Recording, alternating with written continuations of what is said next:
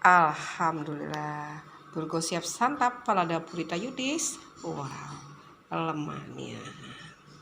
Hari ini kita bikin burgo ya, salah satu varian makanan khas Palembang yang warnanya putih cantik seperti ini, dimakan dengan kuah santan, ditambahkan sambal cengkeh, taburin bawang goreng.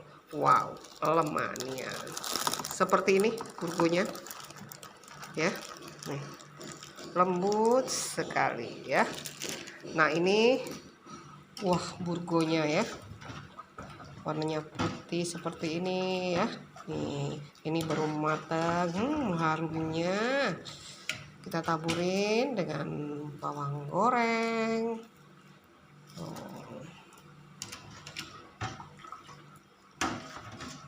Alhamdulillah tuh.